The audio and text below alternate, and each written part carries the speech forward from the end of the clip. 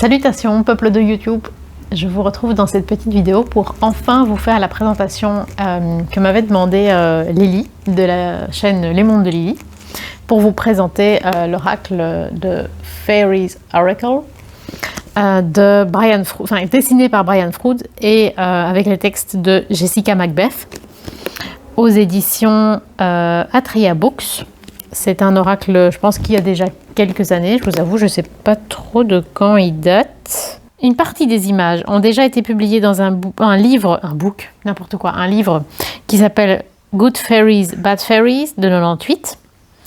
Mais cet oracle-ci date de 2000. Et cette édition en particulier, donc avec une couverture rigide, date de 2020.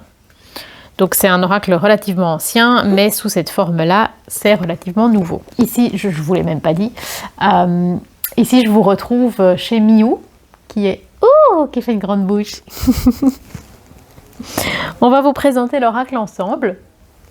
Oh, pas de bisous, d'accord. Petit cœur. Donc Miou, c'est un petit chat qui a un handicap assez fort des pattes arrière. Donc c'est un peu compliqué de m'occuper de lui, mais voilà, c'est une mission qui me tient énormément à cœur. C'est une relation très forte et très belle entre lui et ses parents, j'ai envie de dire. Je n'ai pas envie de dire ses propriétaires, j'ai envie de dire ses parents. Et ils partent forcément pas souvent en vacances, vu que c'est un peu compliqué pour leur chat d'être bien indépendant. Mais en tout cas, quand ils sont pas là, c'est moi qui veille sur lui. Et donc, on va vous présenter l'oracle ensemble. Alors, l'oracle en question, cette présentation va être relativement modeste, dans le sens où c'est un oracle que j'emploie de manière très intuitive. Je n'ai pas lu le livre, je l'ai parcouru, mais je ne l'ai pas lu de A à Z. En fait, les fois où j'ai tiré l'oracle, ça me parlait vraiment d'interpréter les cartes en intuitif. J'ai parcouru certaines des fois, j'ai parcouru le livre et c'est pas que c'est pas intéressant ce qui est dans le livre, mais voilà, c'était vraiment une évidence de le faire à l'intuitif par rapport aux questions que j'avais posées. Donc c'est un oracle que j'ai trouvé sur Amazon, qui vient donc avec une grande boîte comme ceci en carton souple. Vous voyez, les illustrations sont très à la fois très sombres et très lumineuses, c'est-à-dire qu'il y a beaucoup de couches, il y a énormément de choses à voir en arrière-plan. C'est bien, pour une fois il fait jour quand je tourne mes vidéos. Il y a énormément de choses à voir en arrière-plan, mais il y a aussi énormément de travail de lumière dans ici le drapé et la couronne de la fée. Donc c'est un travail très visuel. Donc à l'intérieur de cette boîte souple, il y a une sorte de petit plateau doré dans lequel on a les cartes. Le travail éditorial de la boîte n'est pas particulièrement beau. On a le livre. Pour le coup, c'est vraiment un beau livre dans le sens où il y a des voitures qui passent dans la rue. Dans le sens où c'est un vrai livre en reliure avec une couverture rigide, donc c'est très agréable. J'ai lu une partie du livre, une petite partie, et en fait, bon, ils disent pas qu'il faut pas lire le livre, mais ils invitent vraiment à essayer de découvrir aussi les cartes par nous-mêmes et de trouver une dimension personnelle à l'oracle, ce que je trouve toujours chouette et assez... Il faut beaucoup d'humilité, je trouve, en tant qu'auteur pour inviter les gens à faire ça. Qu'est-ce que je peux vous dire? J'ai vraiment pas lu grand-chose, donc je peux pas du tout vous parler de manière exhaustive. Mais donc, ce qu'ils entendent par fairies, c'est pas que ça concerne que les fées, parce que a fairy, ça s'écrit pas de cette manière-là. Donc une fée, ça s'écrit F-A-I, et ici c'est F-A-E. Et donc par là, ils entendent non seulement les fées elles-mêmes, mais tout ce qu'on entend en français par le petit peuple. Donc c'est aussi les gnomes, les nains, les trolls, tout le petit peuple, le monde invisible des légendes. Et on peut aussi considérer que c'est le monde soit le monde dans lequel ils vivent, enfin la dimension dans laquelle ils vivent, soit les endroits dans lesquels ils vivent. Ce terme fairy regroupe, je ne suis pas sûre que ce soit comme ça que ça se prononce d'ailleurs, mais ce terme regroupe un peu tout ça. Aujourd'hui, je bois un Fanta à la fraise. Une des choses qui est positive dans le fait de consulter le livre, c'est quand même que sur les cartes, les noms sont relativement difficiles à lire. Après, si vous le faites uniquement à l'intuitif, vous pouvez vous dire je me fiche un peu de savoir ce qu'il y a écrit sur les cartes. Mais c'est une police d'écriture manuscrite. Et donc, ici, c'est facile. Hein, c'est facile à lire de Maiden. Mais parfois, quand c'est des noms plutôt que des mots, on ne sait pas très bien ce qu'on cherche comme lettre. Et donc, c'est pas toujours évident à reconnaître. Par contre, dans le livre lui-même, les noms sont écrits en caractère d'imprimerie. Donc, ça, c'est beaucoup plus facile, évidemment. Donc dans le livre lui-même, vous avez à chaque fois une représentation de la carte en nuances de bleu. Donc on n'a pas les couleurs de la carte, on a juste le travail sur la lumière. Bon, on reconnaît très bien la carte. Vous avez donc le nom de la carte, une série de mots-clés et un texte moyennement long. C'est toujours plus ou moins 2 pages et demie par carte. Ça dépend un peu, c'est pas hyper précis. Mais c'est toujours plus ou moins la même longueur. Donc le personnage qui est représenté est présenté. Donc on met un peu un contexte. Et puis il y a quelques phrases sur starter reading, donc une première approche que l'on peut envisager. Il y a aussi des interprétations qui sont données en position inversée. D'un point de vue qualité, donc le livre est très très beau et le papier est comme jauni, enfin c'est pas du papier blanc, c'est vraiment ils ont essayé de donner un look ancien que je trouve assez précieux. Qu'est-ce qu'on a d'autre dans le livre? Un petit nombre de tirages qui sont proposés, donc un tirage à 1 carte, tirage à 3 cartes, où ils expliquent différentes manières d'appréhender le tirage à 3 cartes.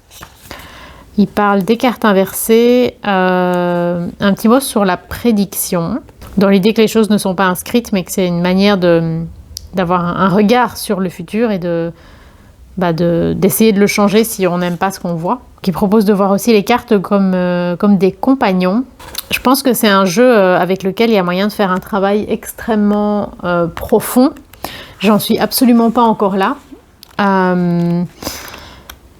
Mais j'avais quand même envie de répondre à cette demande de la part de Lily, parce que si j'attends d'avoir fait un travail plus détaillé, je pense que je ne ferai jamais cette présentation. Et je me dis, il vaut peut-être mieux une présentation modeste, quitte à en refaire une plus poussée par la suite, que de ne pas en faire du tout. Alors donc, première partie, c'est un peu tout ce que je vous ai expliqué. Deuxième partie, c'est les cartes elles-mêmes. Et dans la troisième partie, ce sont tous des conseils pour se préparer à la lecture, les méditations, l'ancrage. Il parle aussi de la manière de lire les cartes pour les autres. Il y a plusieurs tirages différents qui sont proposés. Et il y a aussi une série de sources qui sont mentionnées, qui ont aidé le travail des artistes, de l'auteur et de l'illustrateur. Et aussi un step-by-step, donc un protocole étape par étape pour une bonne lecture. Donc je pense que le livre est très, très fourni en matériel intéressant. C'est en anglais, c'est pas de l'anglais de tout grand débutant, mais c'est pas un niveau littéraire non plus. Ça reste relativement accessible à quelqu'un dont c'est pas la langue maternelle, vraiment. Et je dis pas ça à la légère, parce que moi-même, par exemple, je n'aime pas lire de la littérature en anglais. Je préfère le lire en français, même si c'est des traductions. Mais ici non. Il y aura peut-être des mots à chercher, mais c'est pas des tournures littéraires qui rendent la langue difficile à appréhender. Voilà, c'est assez sommaire comme présentation du livre, mais je ne vais pas aller beaucoup plus loin parce que je n'ai pas beaucoup travaillé avec le livre, donc j'ai pas grand-chose à en dire. Alors au niveau des cartes elles-mêmes, donc ce sont des cartes très souples. Par contre la qualité est bonne, c'est-à-dire que c'est typiquement le genre de carte où j'ai l'impression que beaucoup de gens diront oh, bah, c'est de l'arnaque, c'est du papier, ça va s'abîmer tout de suite. Mais en fait elles reprennent très très bien leur forme, elles sont fines et elles sont souples. Mais c'est des cartes, c'est-à-dire que c'est pas du carton qui va plier, qui va avoir des marques. Elles reprennent vraiment leur forme quand on les manipule. Donc, à mes yeux, ça c'est une bonne qualité. Donc le dos est comme ceci. Donc c'est assez étrange. Hein. C'est toutes des créatures du petit peuple qui sont un peu dans l'ombre. Et en fait, le dos est réversible. Donc ici, au milieu, on voit qu'il y a une symétrie. Et donc, on ne voit pas la différence entre l'endroit et l'envers. Les tranches étaient neutres. Et moi, je les ai faites en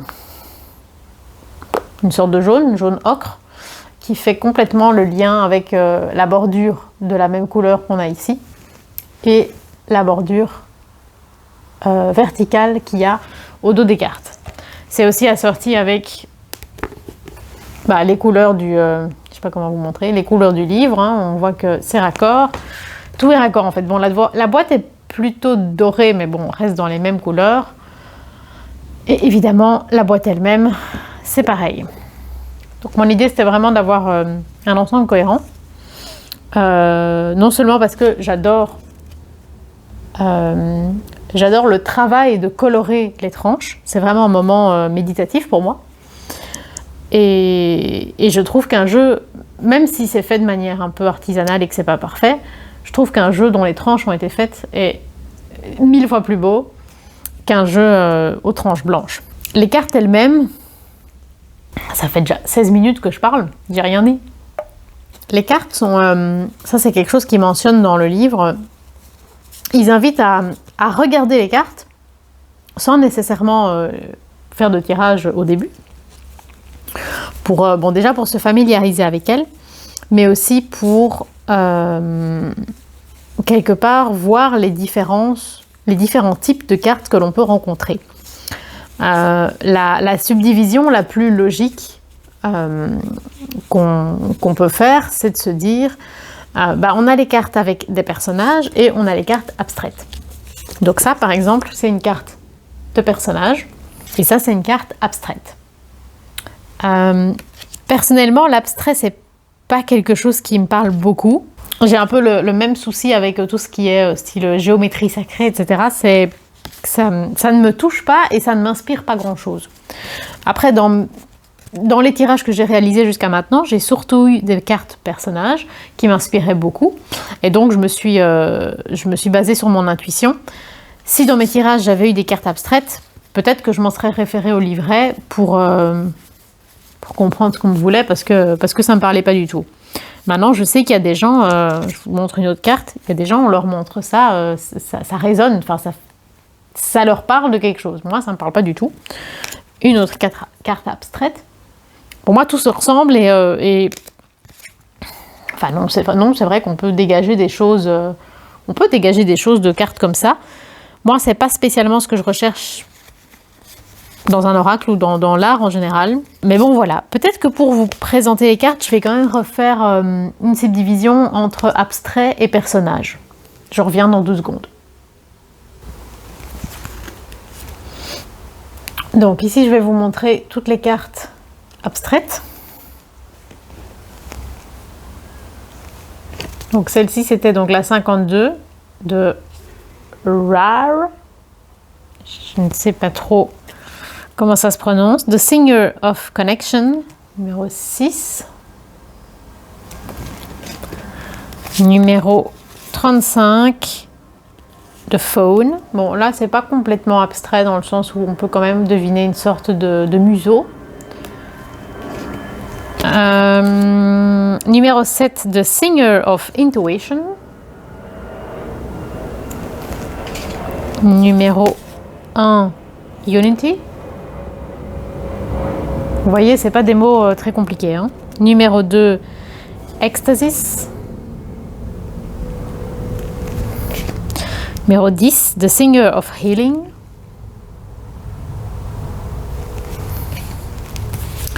Numéro 3, c'est pas dans l'ordre, hein, vous aurez compris. The Guardian of the Gate. Bah, ça, par exemple, le nom, le mot Guardian of the Gate, donc le gardien de la porte, ça me parle énormément, mais la représentation, beaucoup moins. Numéro 12, The Singer of the Chalice. Numéro 11, The Singer of Transfiguration. Numéro 8, The Singer of Courage. Numéro 5, She of the Cry. Je ne suis pas sûre de ce que ça veut dire ni de le dire convenablement. Numéro 4, He. Ah, du coup, c'était She. She of the Cry. Je ne sais pas. He of the Fairy Sword. 9, The Singer of Initiation. Donc ça, c'était vraiment pour les cartes abstraites. Ensuite, il y a 2 cartes qui sont un peu entre deux. Donc il y a la carte 0, The Fairy Guide, qui est une carte blanche. Je trouve ça très... Personnellement, ça m'inspire énormément. Et surtout dans un jeu comme ça où on est un peu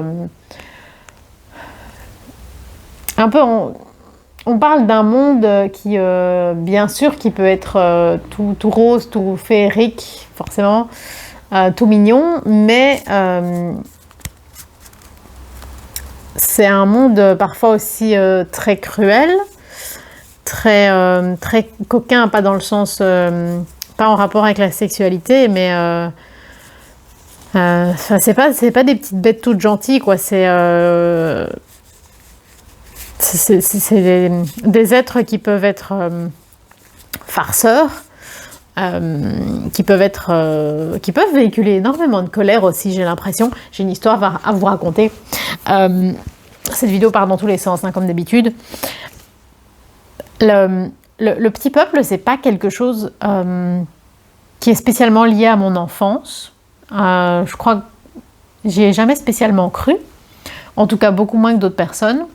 J'ai toujours trouvé que c'était très charmant, mais ça faisait pas spécialement partie de ma vie, de mes croyances, de ce qui me fascinait, pas plus qu'autre chose. Et en étant adulte, en redécouvrant un peu l'univers ésotérique, j'ai été un peu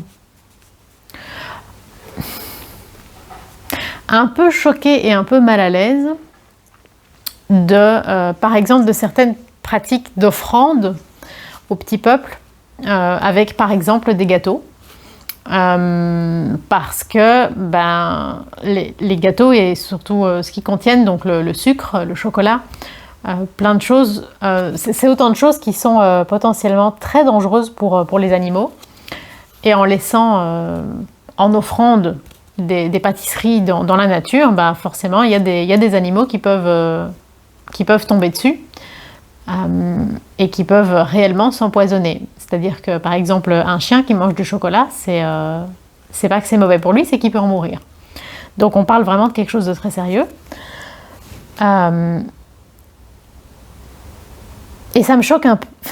J'ai dit tout haut dans mon jardin, ça me choque qu'on fasse une offrande potentielle à un être qui n'existe pas pour mettre en danger des animaux qui existent. Et je suis toujours aussi d'accord avec cette déclaration.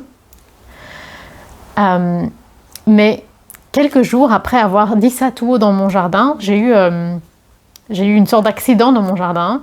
C'est-à-dire que la vigne de mon jardin a trop grandi un peu dans tous les sens. Et le poids du raisin qui mûrissait a fait s'écrouler certains arbustes, certains arbres. Donc voilà, c'est clairement moi qui n'ai pas bien géré mon jardin et j'en porte complètement la responsabilité. Mais le fait que ça se soit passé quelques jours après que j'ai dit ça tout haut dans le jardin, c'est probablement un hasard, mais je me suis dit, le petit peuple, il n'a pas apprécié que, que je remette son existence en cause. Donc voilà, je trouvais ça rigolo. Après, est-ce que ça veut dire que j'y crois? Je ne pense pas. N'empêche que ça me fait sourire et ça me fait me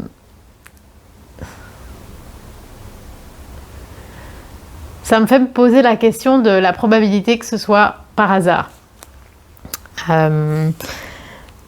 Et ça ne changera pas le respect que j'ai des animaux sauvages, mais disons que je peux accepter d'ouvrir mon esprit. Et par exemple, c'est rigolo, hein, mais autant genre ici, dans mon pays, je me dis, c'est bizarre d'y croire. Autant par exemple, je sais qu'en Irlande et surtout en Islande, je pense, c'est une croyance qui est vraiment ancrée, présente partout. Et ça le rend plus réel en fait, du coup.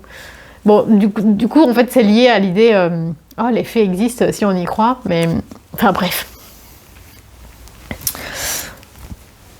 Tout ça pour dire, 10 minutes de blabla pour une seule carte. Je trouve ça très rigolo d'avoir cette carte blanche. Ça me fait penser à Doctor Who aussi. Je pense pas que c'est la même idée, mais je suis jamais tombée dessus. Il y a cette carte-ci, la carte 13, qui s'appelle Solus, je crois, qui est pour moi un peu entre l'abstrait et le personnage. Et puis toutes les autres cartes, je les ai classées dans la catégorie des personnages, où on a un peu de tout, hein. On a des personnages qui sont tout seuls, on a des personnages qui sont isolés dans le sens où il n'y a pas spécialement de fond. Il y en a d'autres qui sont complètement intégrés dans un environnement, qui sont en groupe. Voilà, c'est en ça aussi que les auteurs disent qu'il y a plein de manières de classer les cartes. C'est pas juste abstrait, concret. On peut aussi voir les personnages qui sont dans un environnement, les cartes où il y a un personnage, où il y en a deux, où il y en a trois, où il y en a tout plein. Sa famille où? C'est pas très stressé en tout cas, hein, mon ange. C'est très bien. T'es un petit cœur. Un petit cœur bisou. Oh, une petite langue. Est-ce que vous le voyez? Oui, un petit peu. Mon amour. Oh, tellement de bisous. Ah! Trop de bisous. Tu te laisses tranquille alors. Oh, une petite langue. Alors, retournons aux cartes. Donc la carte 63, Indy. 58, Faf de Hooter. Vous voyez par exemple, ici il est vraiment intégré dans un environnement, on a des champignons, on a des feuilles mortes, il fait partie d'un ensemble. Ici il est pas tout seul puisqu'il est sur la tête d'un autre, mais il n'y a rien dans le fond. Donc il y a vraiment une grande diversité. Ici, carte 43, GEO de Slow. C'est un autre style graphique, un autre style de mise en couleur. C'est peut-être pas le jeu le plus cohérent. C'est sans doute lié au fait qu'il y a certaines illustrations qui sont très anciennes et qui sont extraites d'un livre de l'illustrateur. Mais moi, personnellement, ça me gêne pas dans le sens où je trouve que ça sert un peu le propos aussi de se dire que c'est vraiment tout un monde en fait. Forcément, ils n'ont pas tous la même tête, quoi. Je sais pas si je suis très claire. On continue. 24 de Piper. On a un peu l'ambiance du faune. 53, Death. Cette carte-là, je la trouve extraordinaire. J'adore. Ça ressemble un peu au style de le tarot Somnia. 54. Epona's Wild Daughter.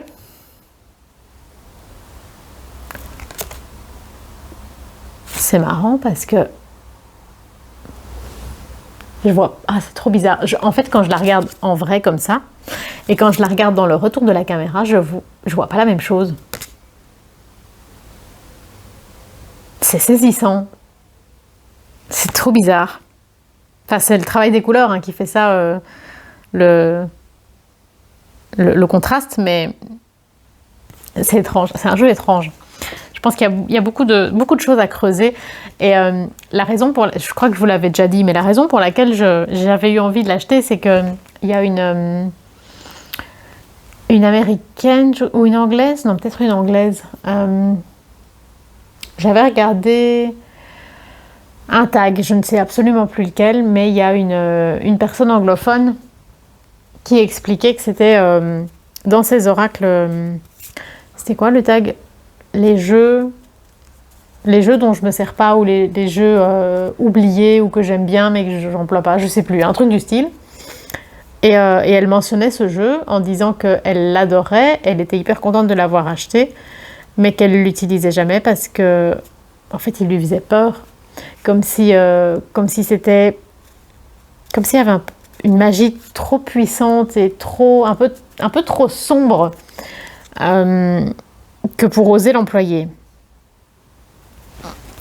Alors le 42, ça va durer 2 heures cette vidéo. Rick de Miomancer. Je ne suis pas sûre de bien lire. C'est pas facile à lire, l'écriture un peu style manuscrite. Bon, il y a les bons noms dans le livre, mais voilà, le but c'est plus de vous montrer un peu à quoi ressemblent les cartes. Et alors ce qui est vachement intéressant, c'est que ici donc on a le personnage du vieux monsieur en avant-plan. Et si on regarde dans les feuilles en arrière-plan, je ne sais pas si ça se verra bien à la caméra, mais en fait il y a énormément d'animaux qui sont cachés. Comme je vois une souris, je vois peut-être une sorte de chat, une sorte de faon. Vraiment, on voit juste un œil, mais on comprend tout de suite ce que c'est. C'est assez étonnant comme travail. C'est vraiment très beau. Enfin, il faut aimer le style, mais moi, je trouve ça vraiment chouette. Alors, 25, de Fairy Godmother. Donc ça, évidemment, ça fait référence au conte La Marraine la Fée. 18, The Lady of the Harvest. Donc, la Dame de la Moisson. Vous voyez, ça rassemble un peu... toutes sortes de choses dans les légendes, dans les traditions. C'est en ça que je trouve que c'est très intuitif aussi. C'est qu'il y a beaucoup de choses à chercher par soi-même qui sont déjà là. Ça fait appel à des choses très, très enfuies. 56, Glominous Doom. Avec d'autres personnages très étranges ici qui... ça exprime... C'est pas spécialement facile de mettre des mots dessus, c'est plus des choses qu'on ressent que des choses qu'on décrit. 32, Iris of the Rainbows. 33, Fairies of the Future. 41, Ilbe, the Retriever. Un peu tous des personnages un peu chimères. 57, Loathas the Wild. Celle-ci, je l'ai eu en tirage. 47, The Oakmen. Celle-ci aussi, je l'avais déjà eu. Le 16, The Bright Mother. 45, je suis pas sûre de savoir lire. Baitin the Sylph. Pas trop sûre de la première lettre. 44, Lys of the Shadows. 34, Sylvanius. C'est fou comme les choses ressortent pas de la même manière à la caméra. Ça augmente vraiment le côté magique du truc en fait. 23, The Green Woman. 20, The Dark Lady. 48, A Collective of Pixies. 62, The Glen Connor. Vous voyez, des choses très sombres, hein, qui ont l'air agressives, peut-être un peu vicieuses, un peu méchantes. C'est pas la fée Clochette, quoi. Même si la fée Clochette n'est pas particulièrement gentille. 19, The Sage. 49, Michael Amuckle. 55, The Soul Shrinker. Le nom fait peur. 26, Oh, That Gnome. 40, Honesty. 39, Los Gunna. Je ne sais pas à quel point c'est des noms qui sont, pour un anglophone, pour lesquels c'est difficile de déterminer comment il faut les prononcer, ou si c'est juste parce que, n'étant pas anglophone, c'est plus compliqué de savoir deviner. Après, l'anglais est connu pour n'être pas phonétique. 21, The Fairy Who Was Kissed by the Pixies. 22, The Master Maker. 28, Penelope Dreamweaver. 50, Arval Parrot. 61, G. Obia. 51, de Lopsy Servest. Je suis pas sûre de comment ça se prononce. Et donc c'est l'illustration qui a été utilisée au dos des cartes. Je trouve ça sympa de la voir en carte elle-même. Ça augmente le côté malicieux, je trouve. 38, Lae'zel Moon's Daughter. 60, de Pook ou Dook, je suis pas sûre. 46, The Friends. 59, The Bodacious Bodak. 64, Gaucha.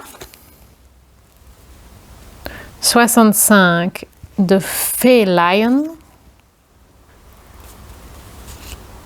15, The Journeyman. Celui-là aussi, je l'ai eu en tirage.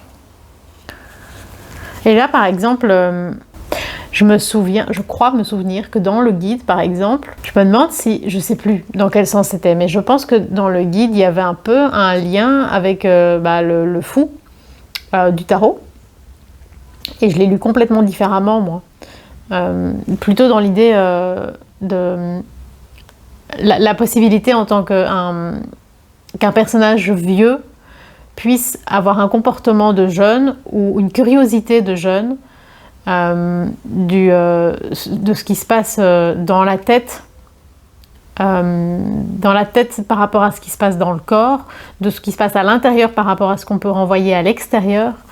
Voilà, je me souviens que par rapport à ma question, mon feeling de cette carte me parlait beaucoup et ce qu'il y avait dans le livre n'a pas résonné à ce moment-là en tout cas. 29, Dame Homme Poet. Je suis vraiment pas sûre, il y a certaines lettres que j'ai du mal à lire. Ça va mon ange? Oh là là, c'est un bébé câlin. Oh!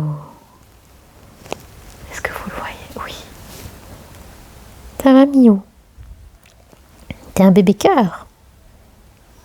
Bah oui. Ça, c'est sûr et certain. Est-ce que je pourrais te faire un petit massage du ventre?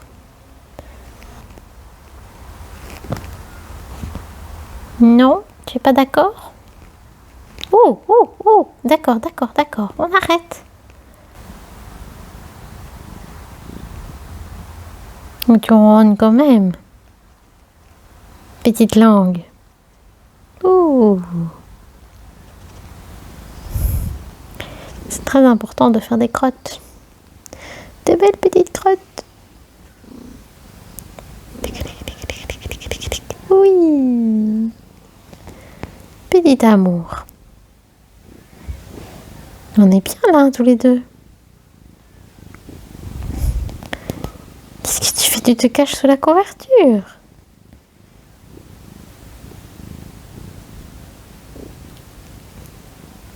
Oh, petite langue.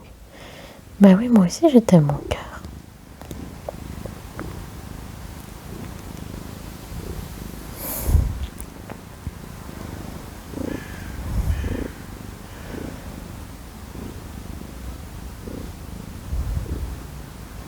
Je continue ma vidéo? Tu es d'accord? Oh là là. Oh, un petit menton, un petit menton.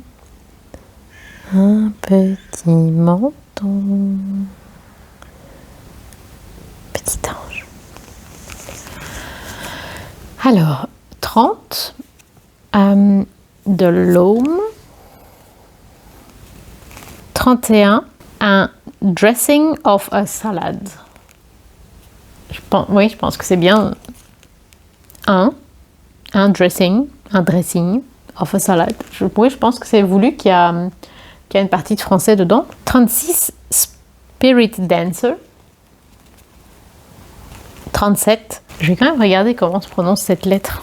C'est un T du coup. Tobiara of the Waters. Bon, bah, à chaque fois que je savais pas comment prononcer, c'était un T. 37, Tobiara of the Waters. 27, Nelly's The Alchemist. 17, Himself. Et 14, The Maiden. Voilà, on a fait le tour de toutes les cartes. Voilà, c'est tout ce que je peux en dire. C'est tout ce que je peux dire de cet oracle à l'heure actuelle. Comme je vous disais, je pense que c'est un jeu avec lequel on peut faire un travail profond, étrange, vraiment se créer un monde. Je pense que c'est un très très bel oracle pour découvrir le petit peuple aussi sous un prisme moins, peut-être un prisme moins niais que ce qu'on a dans certains jeux. Après, j'ai rien contre ça, hein, mais je pense que je préfère cette dimension un peu entre deux. Je trouve ça plus intéressant. Voilà, c'est vraiment ma vision à moi. Voilà, j'espère que cette vidéo était quand même intéressante, que ça a pu vous plaire et vous aider. Et toi en particulier, Lily, si tu te posais la question de est-ce que cet oracle peut être fait pour toi ou pas, ben, j'espère que ça a pu t'éclairer. N'hésitez pas à me dire si vous avez cet oracle, comment vous l'employez, si vous l'aimez bien, si je vous ai donné envie de l'avoir, si au contraire vous avez vu que c'était absolument pas votre truc. Voilà, n'hésitez pas à me faire part de tout ça dans les commentaires. N'hésitez pas à liker, à partager, à vous abonner. Et sur ce, Miou et moi, on vous souhaite longue vie et prospérité.